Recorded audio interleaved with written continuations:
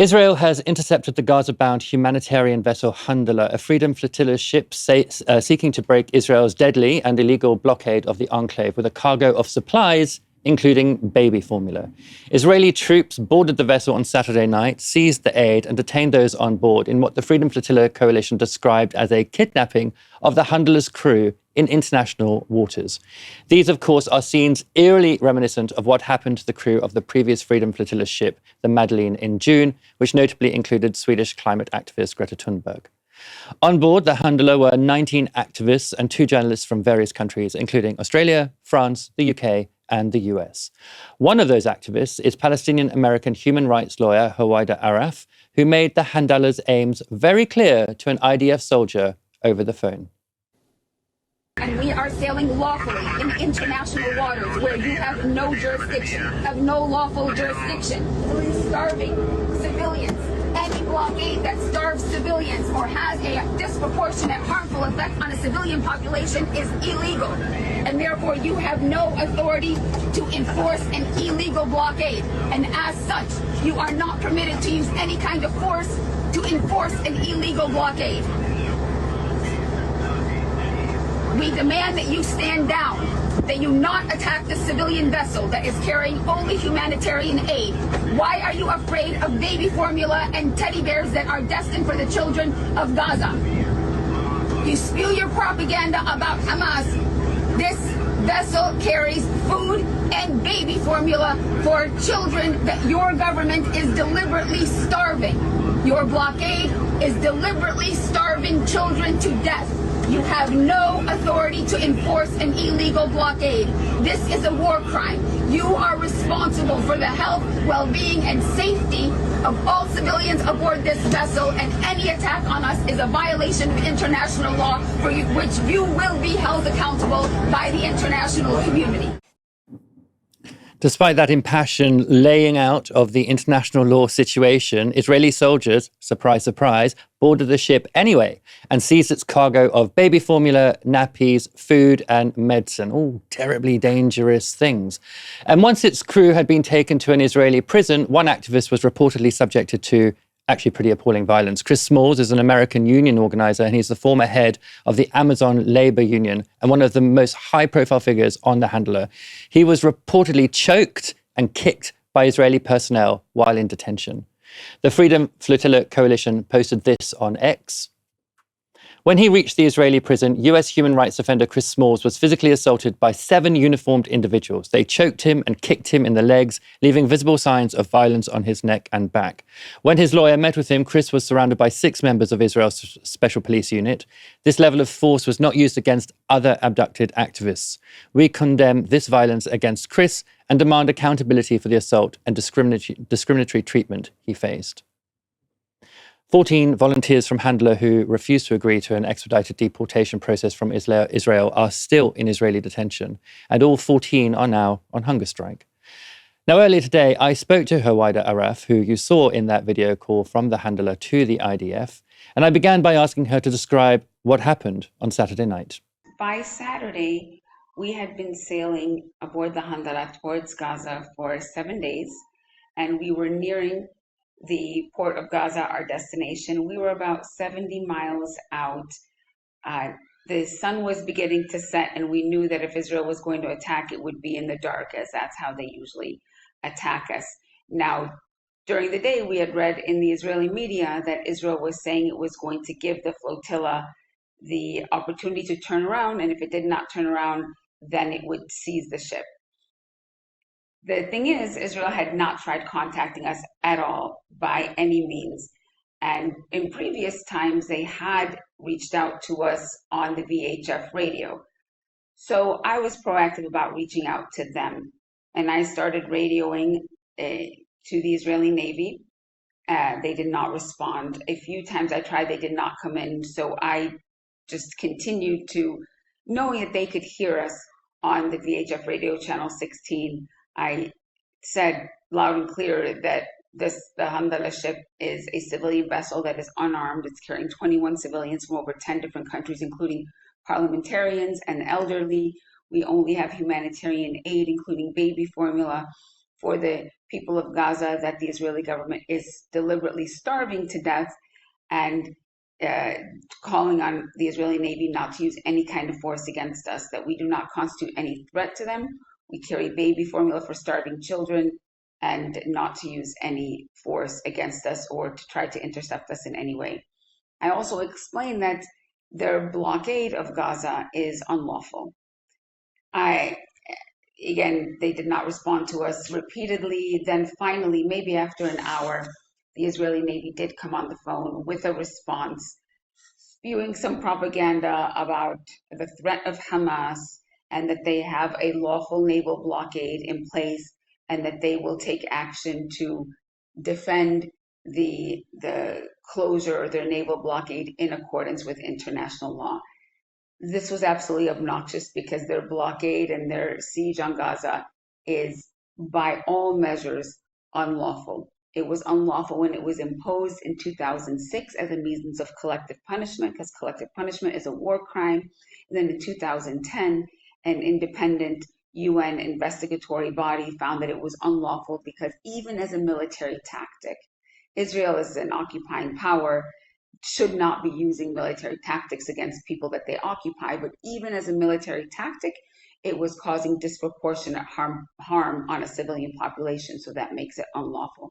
And it's even more unlawful today when it's being used as a tool of their genocide to impose deliberate starvation. So I had to shoot back at them to say, let me give you a lesson in international law and explain that by no means is their blockade legal. It is being used to deliberately starve a civilian population. And it is not only unlawful, it is a war crime. And that means that they have no lawful authority to enforce an illegal blockade. And they cannot use any kind of force to enforce an illegal blockade. So I called on them again to stand down and allow us to proceed safely to Gaza.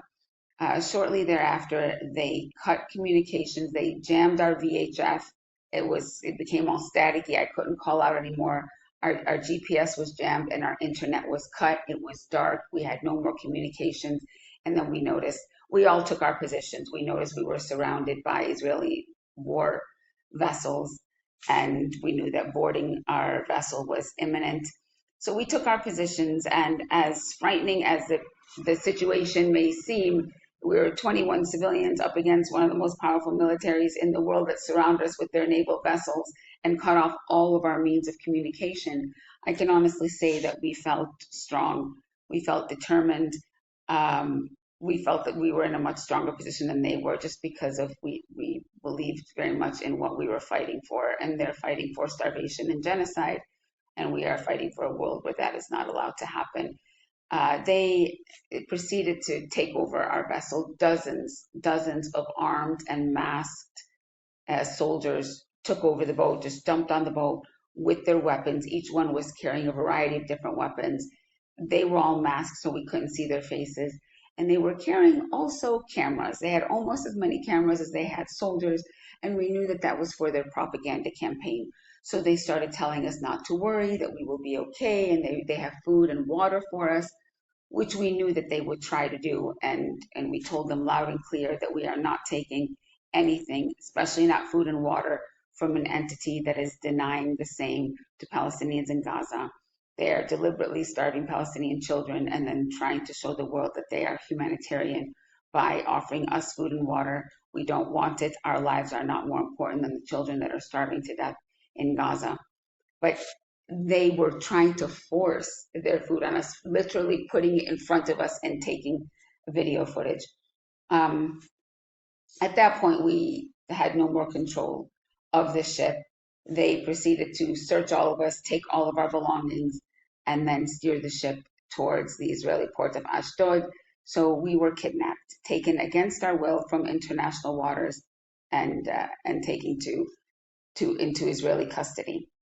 It took about, we had no phones and no watches, no anything to be able to tell time, but I think it took about 10 hours before we got to the Israeli port, at which point they were all police, I don't even know, dozens and dozens of police officers and police and military cameras to film us. After that, it was mainly administrative. We started chanting Free Palestine, and they took me and another person off first because we were Israeli citizens and they had to deal with us differently. They can't deport us. Um, the one of our volunteers was treated unnecessarily roughly. We don't know the extent yet to which he was roughed up, but Chris Smalls did suffer unnecessarily violence. He was the only African American amongst us, so there was an element of racism in how he was treated. We were then. I did not see my colleagues after that at all, except for my one colleague that also had Israeli citizenship. They tried to charge us with. They said the charges were unlawful entry into Israel and an attempt to enter an evacuated area and stay there without a permit. I think by that they meant the area, the blockaded area. Huwaida, now you're an Israeli citizen, as is one of your crewmates, and both of you were released yesterday without any conditions. Why was that?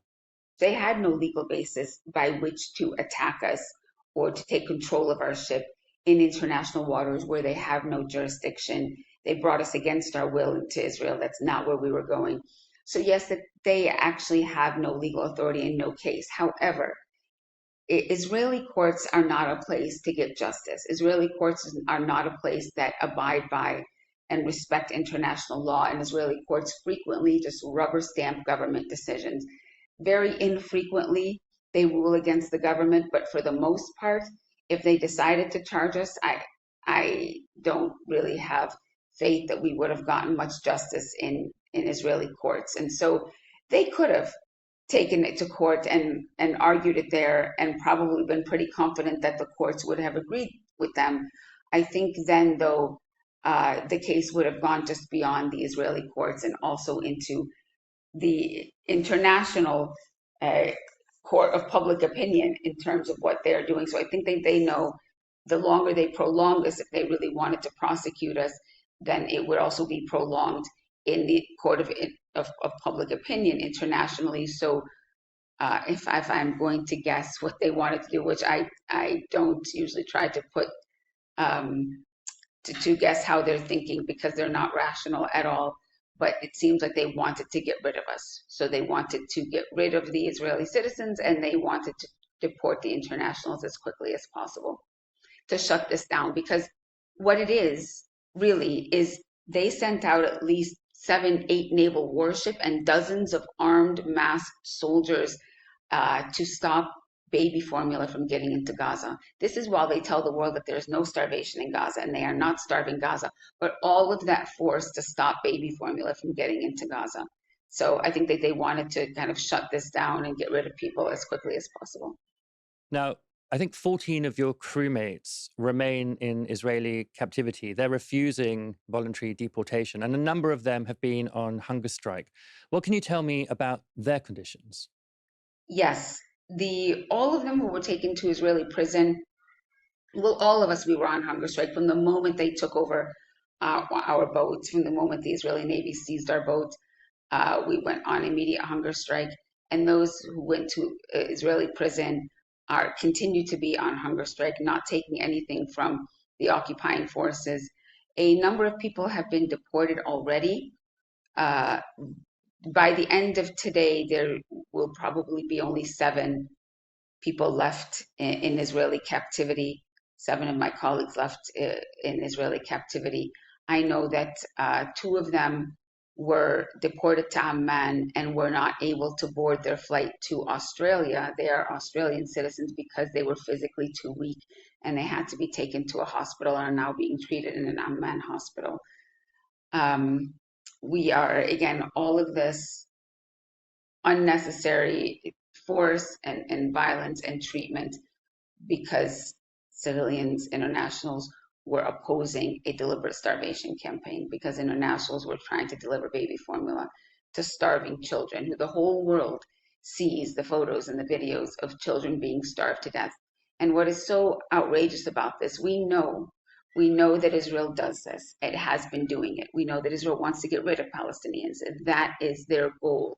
They are a settler colonial entity, and they have been engaged in this for decades. They have only escalated because of decades of impunity that our governments, the international community, has afforded them. And even now, with this action, our governments have legitimized what Israel has done.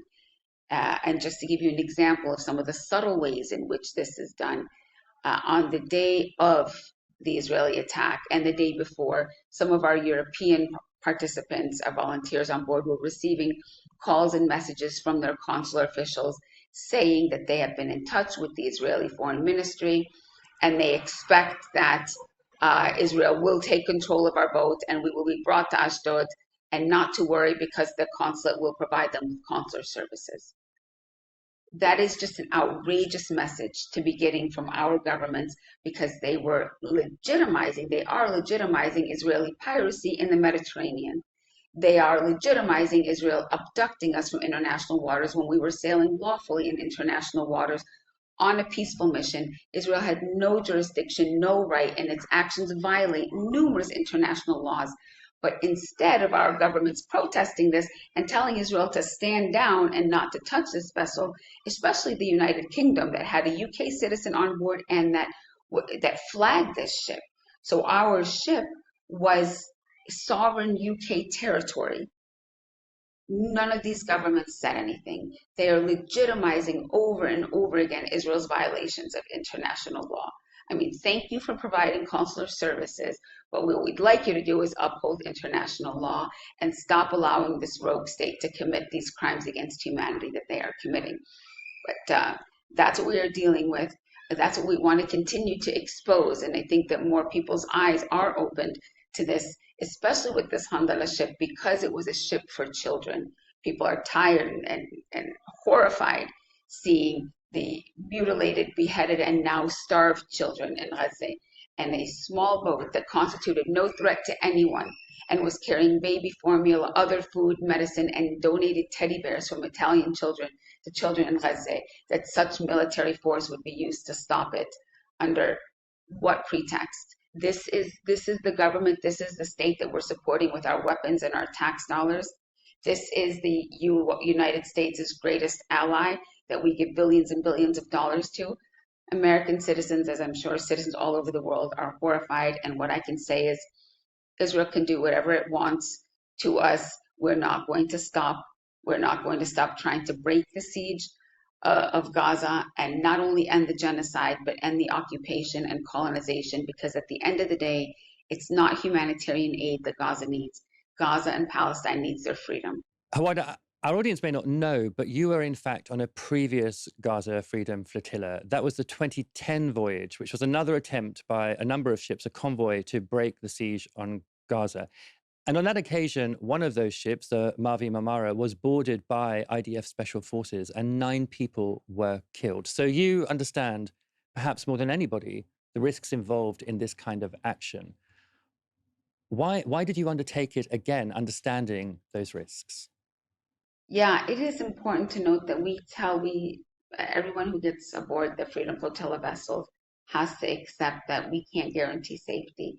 We'll do as much as we can, but in the end, we don't know how Israel will act. Israel has hit our boats, tried to capsize our boats, has obviously kidnapped us, beaten, arrested, imprisoned, and killed our volunteers in the years that we have been doing this. And so while we try our best to prepare everyone and to try to put pressure on our governments to pressure Israel not to harm us, in the end, we don't know what Israel will do.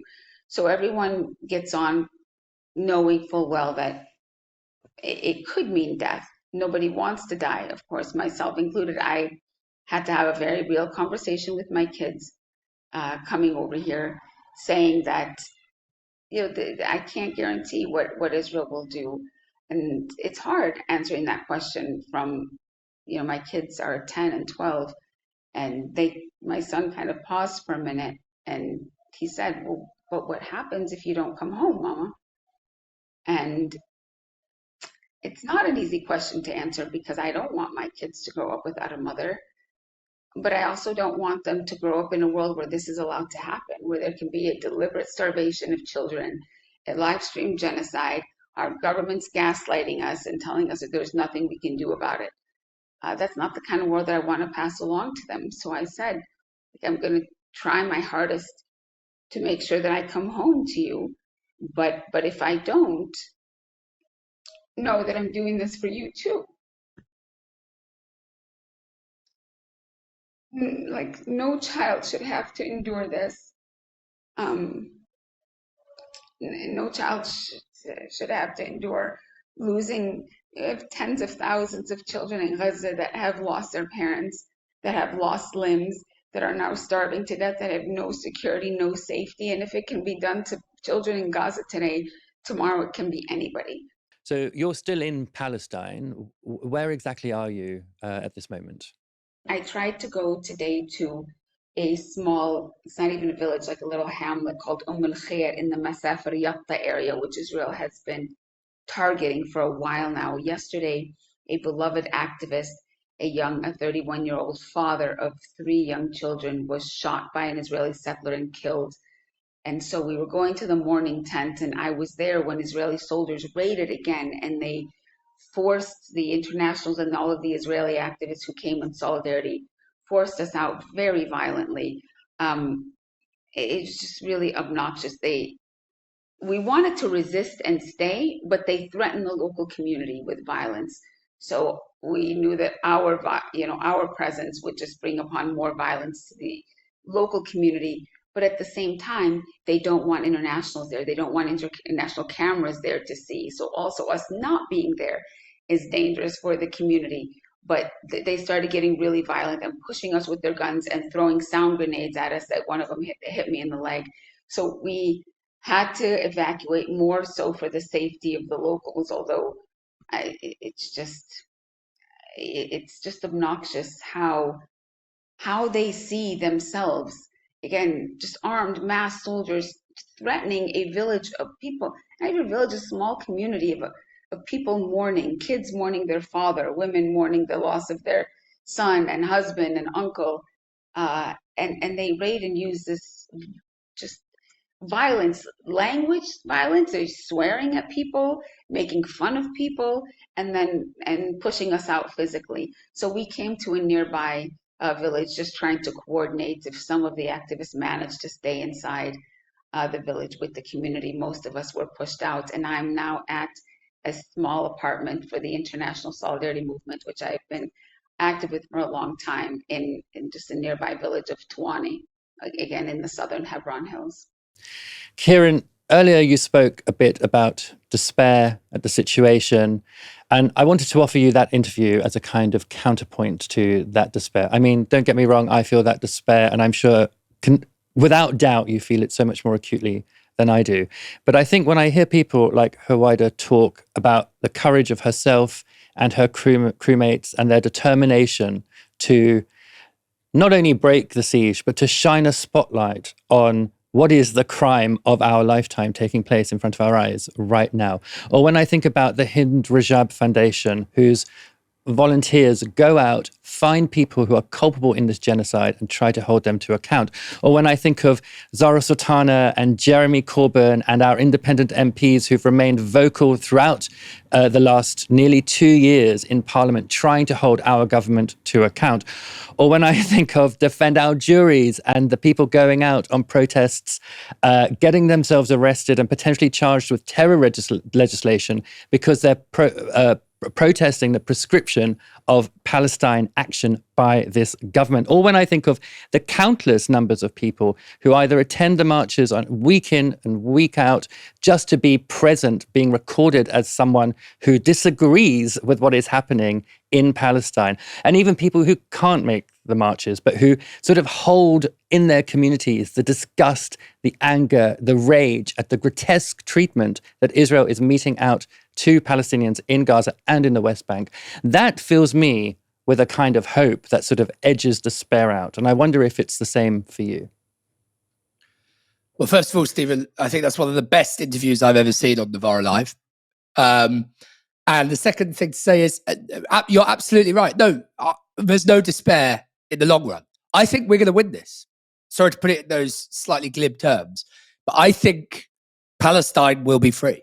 And I think there will be a Palestinian state. Exactly what that looks like, I don't know. But I am very confident that if we keep doing what we're doing, that one day this will all be over. And so you're absolutely right. For all the reasons that you've just outlined, there is no room for despair or nihilism. There's only space for continued effort. And of course, I have dark days. And of course, you do. And many people listening to this and watching this will recognize that as well. But we have to pick ourselves up. We have to carry on. And I just want to give, echo one of the reasons you've just articulated, Steven, which is around international solidarity. But I want to start. And actually, I just want to say, sorry to go back. The interviewee, this will come to an end and Palestine will be free because of Palestinian struggle, first and foremost, because of international resistance, and absolutely because of women like her. Absolutely inspirational, incredible. And I tell you, I've done many Novara lives. I've never been so close to tears as when she said the words teddy bears through her megaphone. Inspiring, and I will personally build a statue of her in a free Palestine when that happens. But I do want to say something about Israel generally, because obviously she is massively the exception. And then I want to link that to another cause for hope. Israel is the most racist society on earth right now. And Israelis, by and large, are the most racist people on earth right now. I wish it weren't so. I'm not saying it for effect. And I hope it isn't so in the future. But I think for the time being, that's just a plain fact. And lest we forget that though it was widely denied at the time, and indeed Rebecca Long-Bailey lost her position in the shadow cabinet for sharing something to its effect, it's widely known and widely documented that Israeli police and American police share tactics and seminars and so on. Ask any Palestinian, either firsthand or through, as in themselves, or through first-hand observation, they don't recognize, they aren't well acquainted with the knee on the neck technique of Israeli police against them. And so there's a continuum here, which I think speaks to the kind of the unlikely or counterintuitive positive thing I want to say, the cause for hope. There's a continuum here which shows the kind of universality of the anti-racist struggle, right? It's, of course, the majority of Israeli racism is decanted into or focused on Palestinians. But actually, that's just circumstantial. Palestinians just happen to be the ones who are there. When you build a society on the premise that you are racially superior to everybody, and that has God's blessing, no less. But of course, it doesn't take a rocket scientist or even a sociologist to work out that produces individuals who think that they can treat human beings like animals are treated in an abattoir. But the universality of that anti-racist struggle must be at the forefront of our minds. And unfortunately, it's evoked in the heroic figure of Chris Smalls on this occasion.